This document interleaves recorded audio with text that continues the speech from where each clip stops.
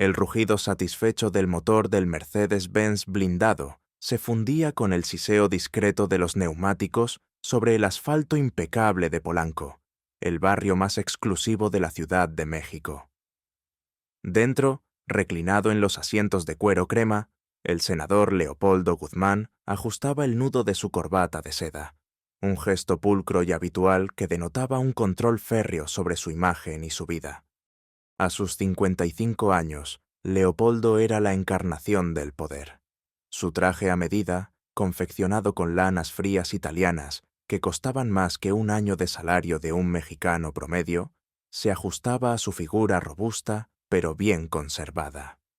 Su cabello plateado, cuidadosamente peinado hacia atrás, y sus ojos, de un azul gélido, irradiaban una autoridad incuestionable, una frialdad calculada que había pulido a lo largo de décadas en la intrincada maraña de la política mexicana.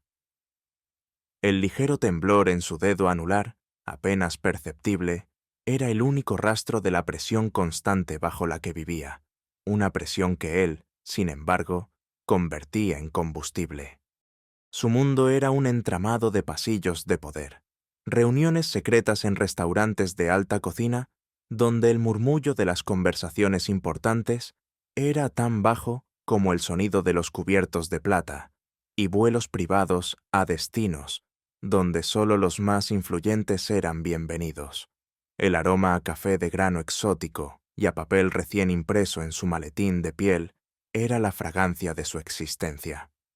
Para Leopoldo, el poder no era solo un medio, sino un fin en sí mismo. Había escalado cada peldaño de la escalera política con una determinación implacable, pisoteando sin remordimiento a quienes se interponían en su camino. Su padre, un político de medio pelo, que había muerto en la pobreza tras una campaña fallida, había sido su sombra, un recordatorio constante de la fragilidad de la influencia. «Nunca serás un fracasado, Leopoldo. Nunca», se había prometido a sí mismo en el lecho de muerte de su progenitor, con los puños apretados. Aquel juramento se había grabado a fuego en su alma, transformándolo en un hombre obsesionado con la permanencia, con la acumulación de poder a cualquier coste. La soledad para él no era una carga, sino un escudo, una armadura forjada en la ambición que lo protegía de las debilidades humanas. Se había divorciado hacía años. Su única hija vivía en el extranjero, y sus relaciones se limitaban a alianzas estratégicas o breves aventuras sin compromiso. A veces, en las noches más silenciosas, mientras la ciudad dormía bajo su ventana panorámica, el eco de su propia voz, resonando en un salón vacío, le recordaba el precio de su elección. Pero rápidamente lo ahogaba con el sonido de las noticias económicas en su televisión, con el plan para la próxima movida política, con la planificación de la destrucción de un viejo pueblo para dar paso a su nuevo proyecto. Arturo, su joven asistente, de unos 20 años, de gafas impecables y sonrisa nerviosa, se inclinó ligeramente desde el asiento del copiloto. «Senador, el equipo de Relaciones Públicas ha terminado de preparar el comunicado sobre la expropiación en San Miguel del Monte. Ya está listo para ser enviado a los medios». Su voz era deferente, casi temblorosa, sabiendo la importancia de la situación. Leopoldo asintió, su mirada fija en el tráfico matutino, que se diluía en la distancia como los problemas insignificantes. «Excelente, Arturo. Asegúrese de que el lenguaje sea firme pero conciliador. Progreso, futuro, bienestar. Ya sabe el discurso».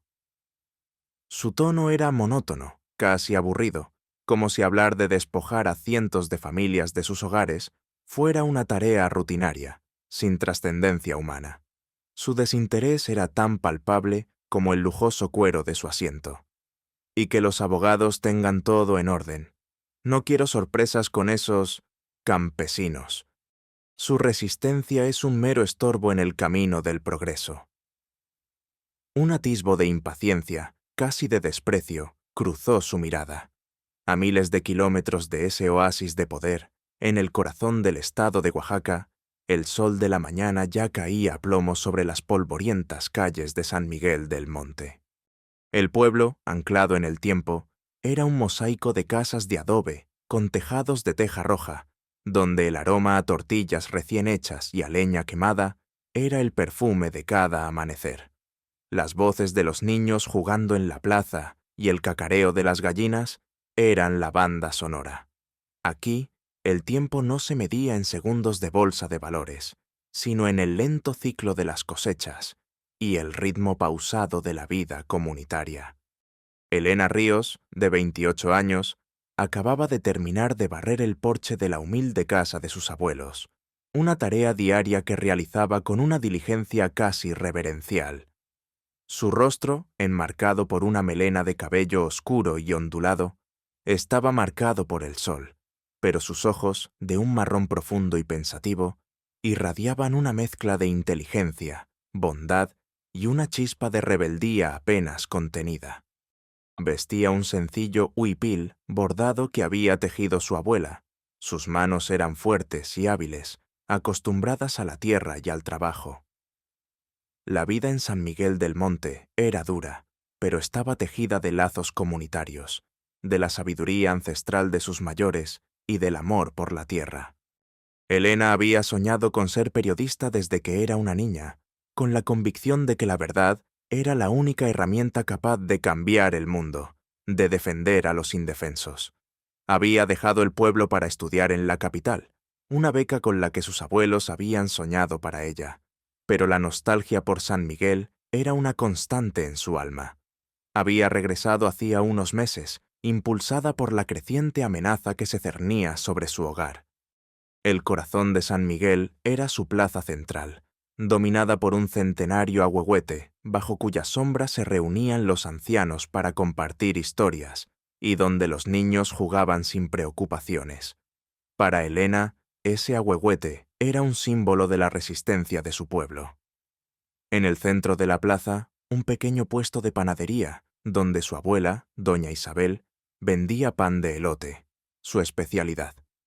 Mientras Elena terminaba de barrer, su primo, Miguel, un joven robusto y entusiasta que había sido su compañero de juegos desde la infancia, se acercó con una expresión sombría. «Elena, acaban de confirmarlo. Los papeles llegaron. El senador Leopoldo Guzmán lo ha hecho oficial. Nos van a expropiar. En 6 meses, San Miguel del Monte será historia». «Un megaproyecto turístico», dicen. Su voz, normalmente llena de vida, ahora era un susurro quebrado, teñido de rabia e impotencia. El mundo de Elena se detuvo. La escoba cayó de sus manos, golpeando el polvo con un ruido sordo.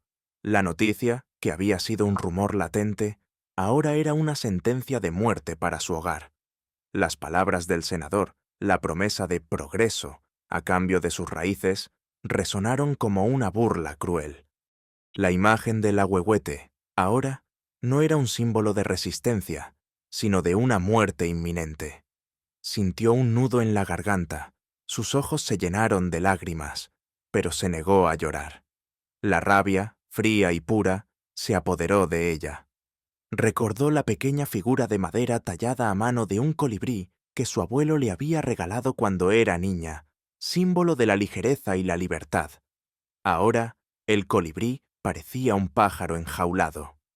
La mañana siguiente, la plaza central de San Miguel del Monte se convirtió en el epicentro de la tragedia. La gente del pueblo se había reunido, sus rostros marcados por la confusión y la desesperación. Entre ellos, el senador Leopoldo Guzmán llegó en su Mercedes blindado, acompañado por una caravana de camionetas de seguridad y un séquito de periodistas que él mismo había convocado para documentar lo que consideraba un acto de generosidad política. El contraste era abrumador, el lujo obsceno del político frente a la pobreza digna del pueblo. El aroma de los gases de escape de los coches de lujo se mezclaba con el olor a tierra húmeda y a incertidumbre. Leopoldo, con una sonrisa forzada y un tono de voz paternalista, se paró frente al ahuehuete, que en su majestuosidad parecía juzgarlo en silencio. Los destellos de los flashes de las cámaras iluminaban su figura impasible. «Ciudadanos de San Miguel del Monte», comenzó, su voz amplificada por un micrófono, resonando con una falsa solemnidad que Elena encontró nauseabunda. Comprendo su preocupación, pero les aseguro que esta decisión, dolorosa para algunos, es por el bien mayor. Este megaproyecto turístico traerá prosperidad, empleos y un futuro brillante para todos. Serán reubicados en viviendas dignas, con todas las comodidades. Es el precio del progreso, y el progreso es inevitable. Sus ojos, sin embargo, no mostraban ni una pizca de empatía. Eran los ojos de un depredador, calculando su próxima movida. Elena, de pie entre la multitud, sintió cómo la sangre le subía a la cabeza. Sus manos se apretaron en puños. No podía quedarse callada. No podía permitir que la voz de su pueblo fuera silenciada por la retórica vacía de ese hombre. Dio un paso al frente, su voz, aunque más joven, resonando con una fuerza sorprendente en el silencio expectante que había caído sobre la plaza. ¿Progreso, senador Guzmán? ¿Qué progreso es este que destruye nuestra historia, nuestras raíces, nuestros hogares? Usted no comprende el valor de esta tierra, no comprende el espíritu de este pueblo. Nuestras casas no son solo ladrillos, son generaciones de memorias. Nuestros campos no son solo tierra, son la vida de nuestros ancestros. Usted habla de progreso, pero solo trae desolación. ¿Y las promesas de empleo? ¿Qué hay de los viejos, de los que no pueden adaptarse? ¿Qué hay de la dignidad de nuestra gente? Leopoldo Guzmán, que no había esperado una confrontación directa de un campesino, giró su cabeza lentamente hacia Elena. Su sonrisa se desvaneció, reemplazada por una mueca de irritación. Sus ojos gélidos se clavaron en los de Elena. La cámara de un periodista de televisión, atraída por el drama, se giró hacia ellos, capturando el momento. La mirada de Ricardo, acostumbrada a intimidar, no surtió efecto en Elena. En sus ojos vio una determinación inquebrantable, una chispa de rebeldía que no había encontrado en años. El aroma a pan y a leña que impregnaba el aire de San Miguel le recordó vagamente a algo de su propia infancia, un recuerdo que rápidamente reprimió. «Jovencita», dijo Leopoldo, su voz un murmullo helado, apenas audible para los que estaban cerca. «La democracia no es un picnic, y el progreso no se detiene por sentimentalismos baratos. No me subestime. Sé quién es usted, una estudiante que se cree revolucionaria. Créame, se arrepentirá de este arrebato». Su mirada era una amenaza velada, una advertencia de que él tenía el poder de aplastarla. Pero Elena no retrocedió. Sus ojos, llenos de furia justa, no se apartaron de los suyos. «No me subestime usted, senador», respondió Elena, su voz firme, cada palabra cargada de la promesa de una batalla. «Usted podrá destruir nuestras casas, pero no nuestro espíritu, y la verdad, senador, siempre sale a la luz. Siempre». En ese instante, una ráfaga de viento levantó el polvo de la plaza, y el pequeño colibrí de madera que Elena llevaba como colgante se balanceó ligeramente en su pecho, como si afirmara sus palabras.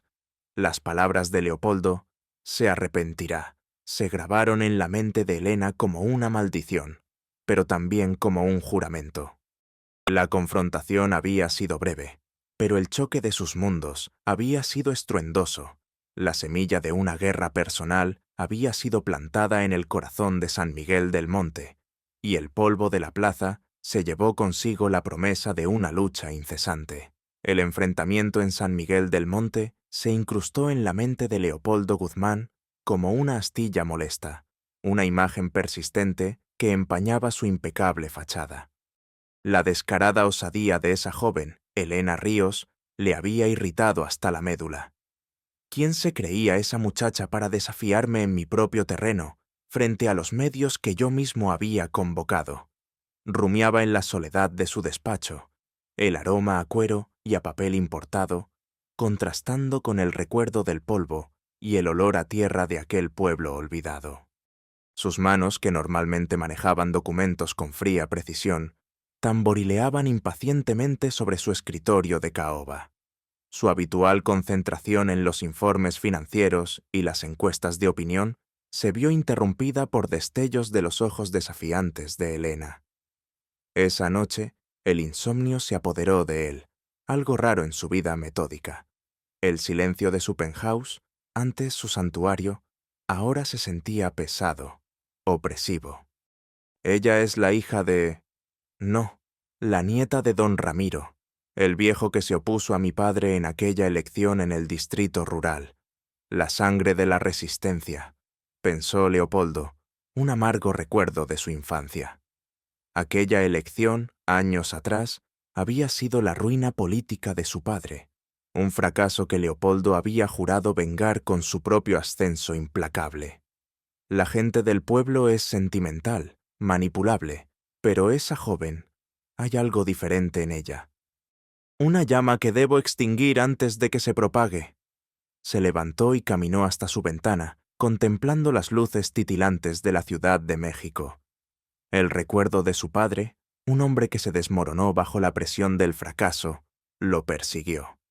La debilidad no es una opción, se repitió. Mientras tanto, Elena Ríos, de regreso en San Miguel del Monte, sintió cómo la rabia se transformaba en una determinación de hierro. La humillación que sufrió su pueblo, la arrogancia de Leopoldo Guzmán, se convirtió en el combustible de su misión. No lloró, no se lamentó.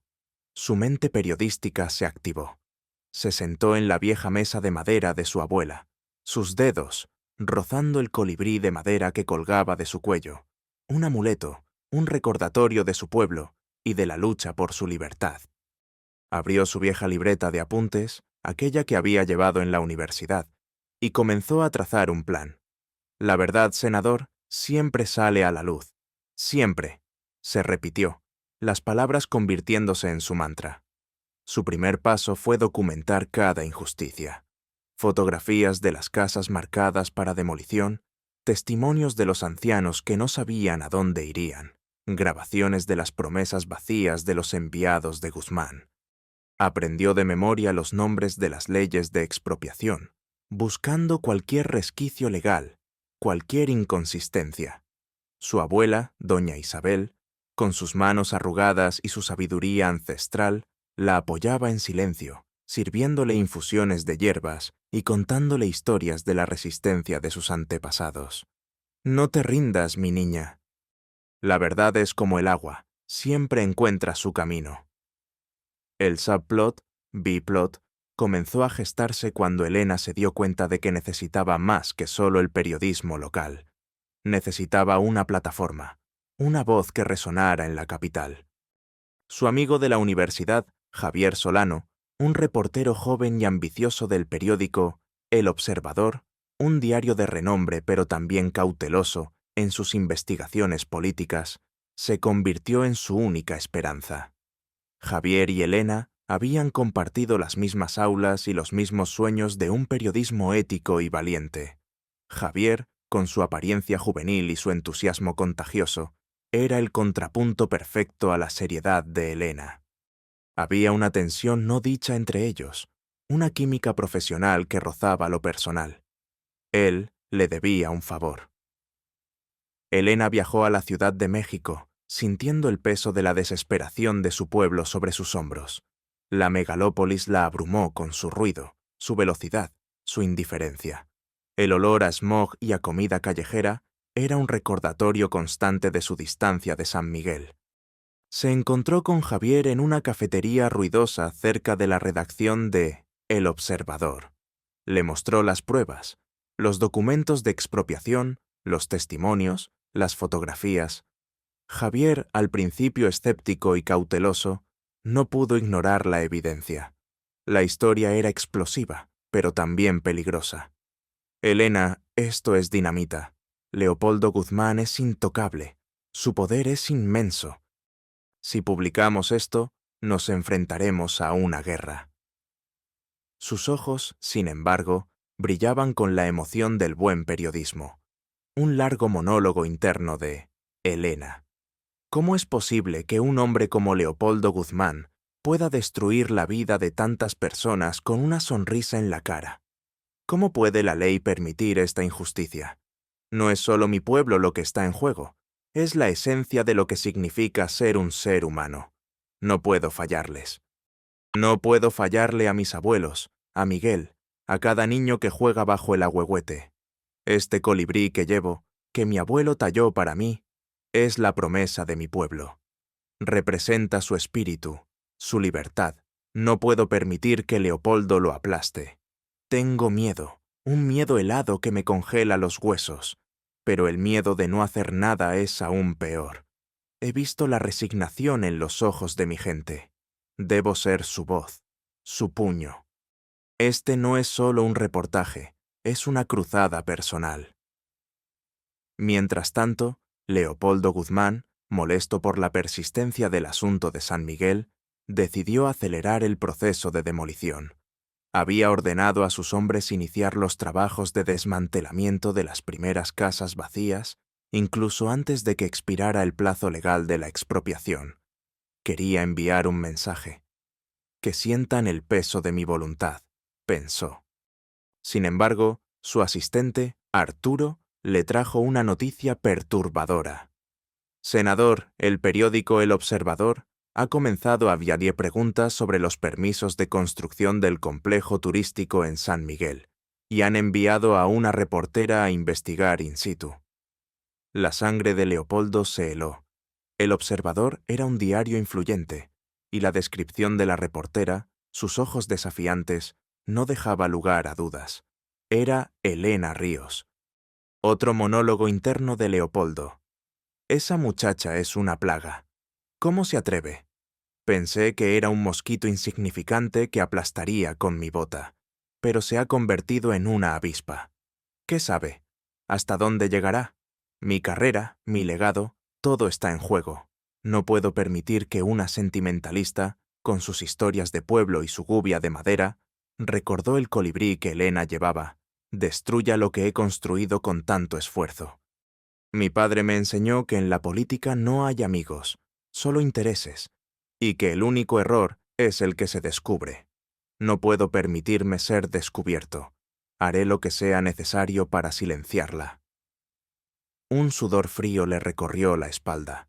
El aroma a pan de elote que había sentido fugazmente en San Miguel, ahora se sentía como una amenaza, un recuerdo de un mundo que él había jurado dejar atrás. La batalla, pensó Leopoldo, acababa de comenzar en serio. El colibrí, que antes le parecía un objeto insignificante, ahora adquiría un matiz de desafío. Javier, al principio reticente, se sintió arrastrado por la pasión de Elena. Comenzaron a trabajar juntos, ella en el campo, él desde la redacción uniendo piezas, verificando datos. Descubrieron una compleja red de corrupción. El proyecto turístico de San Miguel no era para el bienestar del pueblo, sino un lucrativo plan para desviar fondos públicos a través de empresas fantasma controladas por Leopoldo Guzmán y sus allegados. Los permisos de construcción eran falsos, los estudios de impacto ambiental adulterados. La reubicación de los aldeanos era una farsa. Las viviendas dignas eran barracas en una zona industrial. La podredumbre era más profunda de lo que Elena había imaginado. El colibrí de madera de su cuello ahora vibraba con la energía de su misión. La balanza se inclinaba, lentamente, pero con una fuerza imparable. La verdad, como había dicho su abuela, comenzaba a encontrar su camino. La presión sobre Elena y Javier se intensificaba con cada línea que escribían. El aroma a café quemado y a tensión era constante en la pequeña oficina improvisada que Elena compartía con Javier en la redacción de El Observador. Los muros se sentían cada vez más delgados. Cada dato que desenterraban sobre la red de corrupción de Leopoldo Guzmán era una pieza más en un rompecabezas mortal. Habían descubierto que el proyecto de San Miguel del Monte era solo la punta del iceberg, un engranaje en una vasta maquinaria de desvío de fondos que involucraba a otros políticos y empresarios de alto nivel. La cantidad de dinero malversado era astronómica, capaz de construir ciudades enteras, no solo un resort fantasma. Los permisos falsos, los estudios ambientales adulterados, la connivencia con jueces y policías corruptos, todo se unía en un informe demoledor que aún no veían la luz. Mientras tanto, Leopoldo Guzmán, alertado por sus espías en el periódico y por la creciente incomodidad en la élite política, decidió contraatacar con la ferocidad de un depredador acorralado. Su reputación estaba en juego, y con ella, su poder, su legado y su libertad. Había convocado a una reunión secreta en su oficina, un lugar sin ventanas, a la que solo asistían sus más leales y despiadados socios. El aire pesado, impregnado de un olor a cigarro caro y a temor. Su rostro estaba tenso, sus ojos, de un azul gélido, reflejaban una ira contenida. Esa reportera, Elena Ríos, se ha convertido en un problema, dijo, su voz un murmullo letal. Está demasiado cerca, sabe demasiado, necesitamos silenciarla. De forma permanente. Sus palabras eran una sentencia, una orden que sus secuaces entendieron sin necesidad de más explicaciones. La crisis se agudizó con la entrada en escena de Armando Salazar, el principal rival político de Leopoldo Guzmán. Salazar, un político igualmente corrupto, pero más astuto y con una fachada de pulcritud, había olido la sangre. Su objetivo no era la justicia, sino el poder. Había enviado a sus propios investigadores para recopilar información sobre Guzmán, planeando usar el escándalo de San Miguel para derribarlo y tomar su lugar en el Senado. El subsuelo político se agitaba, y Elena, sin saberlo, se había convertido en un peón valioso en un juego de ajedrez mucho más grande. Un día, Javier recibió una llamada anónima. Una voz distorsionada le advirtió sobre un accidente que le ocurriría a Elena si no cesaba su investigación. Leopoldo Guzmán no se detendrá ante nada. Ella está en peligro de muerte. El sudor frío recorrió la espalda de Javier. Sus manos que sujetaban el teléfono temblaban. Él, un hombre de ciudad, acostumbrado a las batallas de tinta, se encontró de pronto en un juego mortal. Cuando le transmitió la amenaza a Elena, ella, lejos de acobardarse, sintió una rabia renovada. Sus ojos brillaron con una luz peligrosa. El colibrí de madera en su cuello parecía palpitar con el latido de su propio corazón. No me detendrán, Javier. Si me matan, la verdad saldrá a la luz. Es el riesgo de este trabajo. Su voz era firme, pero Javier notó el leve temblor en sus manos, la forma en que sus nudillos se volvían blancos al apretar su vieja libreta. La noche oscura del alma, de Elena, llegó cuando recibió una llamada desesperada de su abuela, doña Isabel. Elena, mi niña, han venido. Los hombres del senador. Han derribado la casa de don Ramiro, y han dicho que la nuestra es la siguiente. Ya no podemos más, mi niña. La gente se está rindiendo. El pueblo se está muriendo. La voz de su abuela era un lamento que rompió el corazón de Elena. La imagen de las casas de adobe, de las calles polvorientas donde había crecido, de la risa de los niños bajo el ahuehuete, se desmoronaba ante sus ojos. Sintió el peso de su lucha, la inmensidad del poder de Leopoldo Guzmán, el costo personal de su cruzada.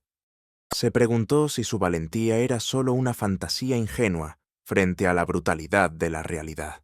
Las lágrimas, que había reprimido durante tanto tiempo, brotaron, empapando el colibrí de madera que colgaba de su cuello. ¿Y si me equivoco? ¿Y si esta lucha es inútil? ¿Y si solo estoy poniendo en peligro a quienes amo? La soledad la invadió, un frío que la helaba hasta los huesos. El olor a tierra húmeda de su pueblo ahora se sentía como el aroma de la derrota. En su propio descenso a los infiernos, Leopoldo Guzmán experimentó una rara punzada de arrepentimiento. Su plan para silenciar a Elena era un punto de no retorno. Nunca antes había cruzado esa línea. Un flash de su infancia, un recuerdo que había enterrado profundamente. Su madre, con su rostro joven, riéndole mientras le leía un libro de fábulas. La verdad, mi pequeño Leopoldo, siempre encuentra su camino, como el agua que perfora la roca. La imagen de su madre, su inocencia, contrastaba brutalmente con el hombre en el que se había convertido. Un hombre que ordenaba la muerte de una joven por su ambición. ¿En qué me he convertido?, se preguntó, su voz un susurro ronco en el silencio de su despacho, apenas audible por encima del zumbido del aire acondicionado. Se sirvió un whisky añejo, el hielo tintineando en el vaso de cristal. Lo bebió de golpe. El dolor, el miedo, la desesperación por perder todo lo que había construido, lo sumieron en un abismo de soledad. Había alcanzado la cima, pero se sentía más vacío que nunca. Su imperio se cernía sobre él, no como un monumento, sino como una cárcel. El colibrí de madera de Helena, que había visto en la foto del periódico, le pareció un símbolo de libertad que él había perdido hacía mucho tiempo. El cruce de las dos tramas llegó a su clímax cuando Javier descubrió que Armando Salazar, el rival de Guzmán, tenía en su poder una serie de correos electrónicos y grabaciones que probaban la implicación directa de Guzmán no solo en el desvío de fondos, sino en un plan para acallar a cualquier oposición, incluyendo la desaparición de algunos líderes comunitarios en otros proyectos pasados. Salazar, en su ambición, planeaba filtrar esta información a El Observador, pero exigiendo el anonimato y la manipulación de la narrativa para que él saliera como el Salvador. La tentación para Javier fue grande. Publicar las pruebas, incluso si venían de una fuente turbia, significaría la caída de Guzmán y la victoria para Helena. Pero también significaría traicionar sus propios principios periodísticos de no ser manipulado por terceros. La situación era una trampa. Helena, ajena a la oferta de Salazar, se sentó frente a su computadora, sus dedos sobre el teclado. El informe final estaba listo. Cada detalle, cada nombre, cada cifra. La verdad, cruda y sin adornos. Ella había llegado al límite. Había perdido la esperanza en las vías legales, en la intervención de terceros. Había que luchar sola, con la verdad como su única arma. Se sentía como una gladiadora en una arena. Era la hora de la confrontación final. El colibrí de madera en su cuello, ahora, no era un amuleto, sino un grito de guerra silencioso. La batalla por San Miguel del Monte y por la verdad estaba a punto de alcanzar su punto más álgido. La tensión en la redacción de El Observador era palpable, densa como la niebla. El olor a café y a papel viejo se mezclaba con el sudor frío del nerviosismo. Las luces fluorescentes zumbaban, añadiendo a la atmósfera opresiva. Helena se sentó frente a su monitor, sus dedos sobre el teclado, la pantalla mostrando el informe final de su investigación sobre Leopoldo Guzmán. Había llegado el momento. El aliento de Javier se detuvo en su garganta mientras observaba a Helena. Sus ojos, antes llenos de la inocencia de quien cree que la justicia es sencilla, ahora llevaban la carga de la experiencia, de la amenaza de muerte que se cernía sobre ellos. El colibrí de madera en su cuello de Helena parecía irradiar una luz propia, el corazón de su pueblo latiendo con cada tic de su reloj interno. La noche anterior, Javier, en un tormento de conciencia, le había revelado a Helena la oferta de Armando Salazar, los correos electrónicos y grabaciones que probaban la implicación de Guzmán en el desvío de fondos y en el plan para silenciar a los opositores, incluyendo la trágica desaparición de varios líderes comunitarios en otros proyectos. Pero quiere manipular la historia, Helena. Quiere que lo presentemos como el héroe y que minimicemos su propia corrupción. Seríamos sus títeres. Los ojos de Javier reflejaban la angustia de su dilema moral. Helena escuchó, sus ojos fijos en el colibrí de madera que colgaba de su cuello, un regalo de su abuelo que representaba el espíritu inquebrantable de San Miguel del Monte. La revelación de que Guzmán había ordenado la desaparición de personas la golpeó con la fuerza de un rayo. No era solo un corrupto, era un asesino. La sangre le heló las venas.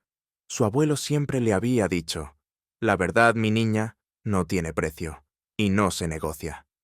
No, dijo Elena, su voz firme, cada sílaba cargada de la convicción de su alma. No le daremos a Salazar lo que quiere. No nos convertiremos en aquello contra lo que luchamos. Publicaremos la verdad, toda la verdad, tal como la hemos descubierto, sin manipulaciones, sin héroes falsos. Si morimos, lo haremos con la frente en alto, por San Miguel. Su decisión fue un acto de pura valentía, un sacrificio de la conveniencia por la integridad. El colibrí de madera en su pecho pareció brillar más fuerte. La escena de la confrontación principal tuvo lugar en una rueda de prensa convocada por Leopoldo Guzmán para aclarar los rumores maliciosos sobre su gestión. El salón de un hotel de lujo estaba abarrotado de cámaras, micrófonos y periodistas. El aroma a laca y a nerviosismo flotaba en el aire. Leopoldo, impecablemente vestido, con su sonrisa forzada y su voz meliflua, se paró frente al atril, sus ojos escaneando la multitud en busca de cualquier señal de debilidad. Se sentía invulnerable. Entonces, Elena entró en la sala, acompañada por Javier. No se sentó. Se paró en el pasillo central, su figura esbelta pero determinada, con el colibrí de madera visible en su cuello. Los flashes de las cámaras la iluminaron. Leopoldo la vio. Su sonrisa se congeló. Sus ojos se entrecerraron en un gesto de furia apenas contenida. «Senador Guzmán», dijo Elena, su voz clara y firme, resonando en el silencio repentino de la sala. «Tengo algunas preguntas que hacerle». Preguntas que los ciudadanos de San Miguel del Monte y de todo el país merecen que se respondan. Un murmullo de expectación recorrió la sala. Leopoldo, recuperando la compostura, intentó desviar la atención. «Jovencita, este no es el momento para sus caprichos. Si tiene preguntas, envíelas por los canales adecuados». «Los canales adecuados», replicó Elena, su voz cargada de ironía. «Han sido silenciados por su corrupción, senador. La verdad, a veces, debe abrirse camino a gritos». Luego, con una calma aterradora, comenzó a leer, palabra por palabra, las conclusiones de su investigación, las que había publicado esa misma mañana El Observador. Describió la malversación de fondos, los permisos falsos, las empresas fantasma, el destino de los millones de pesos desviados, todo respaldado por la información que había recolectado. Cada cifra, cada nombre, era una puñalada para el imperio de Leopoldo. El sonido de los flashes de las cámaras se intensificó. El murmullo de los periodistas se convirtió en un murmullo de asombro. Los ojos de Leopoldo Guzmán se abrieron de terror. Sus manos, que sujetaban firmemente el atril, comenzaron a temblar visiblemente. El sudor perló su frente. Pero el clímax no llegó hasta que Elena llegó a la parte más oscura de su informe. «Y finalmente, senador, el destino de aquellos que se atrevieron a oponerse a usted. Los líderes comunitarios que desaparecieron misteriosamente en el proyecto de la presa de El Salto, los activistas que fueron silenciados en la construcción del viaducto de los Olivos. Tenemos pruebas, senador, correos electrónicos, grabaciones, testimonios de sus propios ex-socios que demuestran su implicación directa en estas desapariciones forzadas. Personas que, como yo, solo querían defender a su pueblo». El aire en la sala se volvió espeso, asfixiante. La tensión era insoportable. Los periodistas, boquiabiertos, apenas podían escribir.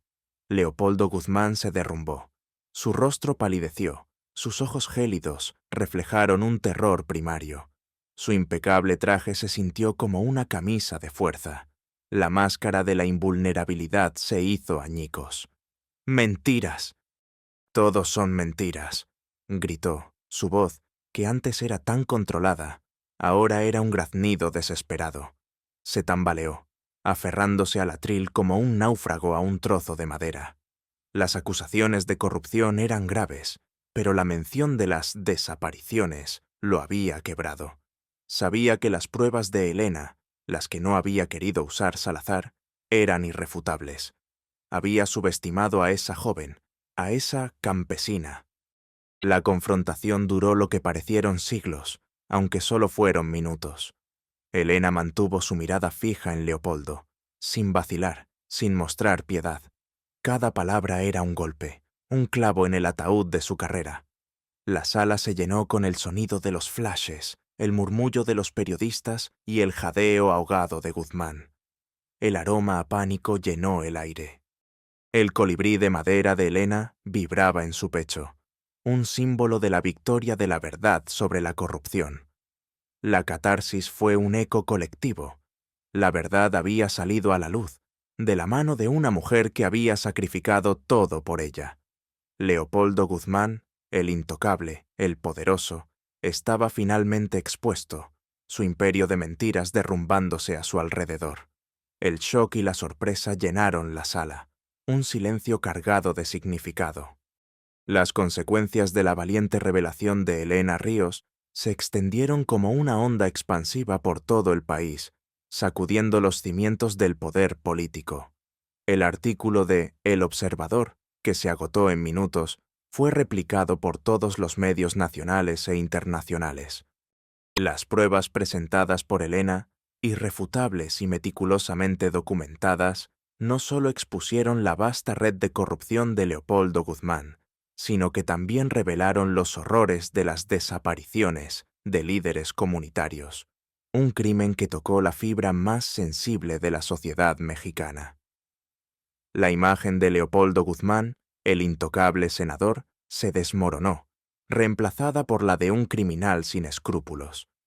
Leopoldo Guzmán fue arrestado esa misma tarde en su lujoso penthouse, que antes había sido su fortaleza, y ahora se convertía en la escena de su caída. El sonido de las sirenas policiales y el murmullo de los reporteros que lo esperaban en la calle rompieron la quietud de su vida de opulencia. Su rostro, antes arrogante, estaba pálido y demacrado. La soledad, que había sido su escudo, ahora era su condena. Enfrentó cargos por malversación de fondos, abuso de poder y, lo más grave, por su implicación en crímenes contra la humanidad. Su red de colaboradores corruptos también comenzó a desmantelarse, y varios de sus cómplices fueron arrestados en los días siguientes. Armando Salazar, el rival de Guzmán, intentó capitalizar la situación, pero la misma prensa que había elogiado a Elena expuso sus propios vínculos corruptos, y su intento de ascender al poder fracasó estrepitosamente. La victoria no fue para otro corrupto, sino para la verdad. En San Miguel del Monte, la noticia se recibió con una mezcla de incredulidad y alegría contenida. La demolición de las casas fue suspendida. Las viejas calles polvorientas, que habían sido testigos de la desesperación, ahora eran el escenario de una esperanza renovada. Elena, lejos de buscar la fama, regresó a su pueblo. La primera persona que abrazó fue a su abuela, doña Isabel, con quien compartió las lágrimas de alivio. Javier, su fiel compañero, también la acompañó, sintiendo por primera vez la calidez de la comunidad, el aroma a tortillas recién hechas y a leña que ahora le parecía el olor de la justicia. Su relación profesional se había transformado en un vínculo profundo, una admiración mutua que era mucho más sólida que cualquier romance fugaz. La promesa de una vida juntos, no solo como colegas, sino como almas gemelas, comenzaba a gestarse en los silencios compartidos y las miradas cómplices. El colibrí de madera en el cuello de Elena, ahora un símbolo de victoria, parecía vibrar con cada latido de su corazón. La resolución del subplot de la relación entre Elena y Javier se manifestó en la forma en que él decidió dejar su puesto en El Observador para unirse a ella en un nuevo proyecto, un pequeño periódico independiente y una estación de radio comunitaria, La Voz del Ahuehuete, en San Miguel del Monte. Su objetivo era dar voz a las comunidades marginadas, asegurándose de que ninguna historia fuera silenciada nuevamente. Él se había enamorado no solo de Elena, sino del espíritu de su pueblo, del ahuehuete que se alzaba en la plaza, un faro de resistencia y verdad. El contraste con el ruidoso y competitivo mundo de la gran ciudad no pudo ser mayor, y para Javier esta nueva vida, con menos dinero pero con más propósito, era un tesoro. Un año después, la vida en San Miguel del Monte había renacido. El ahuehuete en la plaza seguía en pie, más majestuoso que nunca. Las casas demolidas estaban siendo reconstruidas, esta vez con la participación activa de los propios aldeanos, financiadas por un fondo de compensación establecido tras la condena de Guzmán. Los ancianos regresaron a sentarse bajo el ahuehuete, compartiendo sus historias, no ya de desesperación, sino de resiliencia y victoria. Los niños jugaban en la plaza, sus risas resonando con una alegría desbordante. Elena, ahora con un estudio humilde en el pueblo, continuaba su labor periodística, no buscando grandes escándalos, sino las pequeñas historias de la gente común, los triunfos diarios, las luchas silenciadas. Javier, a su lado, era su editor, su compañero, su roca. Los fines de semana ayudaban en la reconstrucción de las casas. Sus manos, antes acostumbradas al teclado, ahora se ensuciaban con tierra y cemento. Un trabajo honesto y gratificante. El colibrí de madera de Elena, ya no solo un amuleto, se había convertido en el logo de La Voz del Ahuehuete, un recordatorio constante de que incluso el más pequeño y frágil de los seres puede llevar la verdad más poderosa. La vida de Leopoldo Guzmán se desvaneció en la fría oscuridad de una prisión de alta seguridad. Su nombre, antes sinónimo de poder, ahora era un sinónimo de vergüenza y condena. Murió solo, olvidado por aquellos a quienes había servido y por aquellos a quienes había pisoteado. Su ambición lo había devorado por completo. La soledad que él había cultivado como un escudo se convirtió en su castigo final. La moral de la historia resuena como el canto del colibrí. La verdad, aunque a veces frágil y vulnerable, posee una fuerza inquebrantable que puede derribar los imperios más poderosos de la mentira y la corrupción. La justicia, aunque lenta, siempre encuentra su camino, y la verdadera valentía no reside en el poder o la riqueza, sino en la integridad del espíritu, en la capacidad de defender lo justo y de dar voz a los silenciados. Elena Ríos, la joven periodista de San Miguel del Monte, no solo salvó su pueblo, sino que también se convirtió en un faro de esperanza, demostrando que la luz de la verdad siempre disipa la oscuridad, y que la humanidad, cuando se une por una causa noble, es invencible. La historia de San Miguel del Monte no fue el fin de un pueblo, sino el comienzo de una nueva era de justicia y esperanza, tejida con los hilos de la verdad y el amor por las raíces.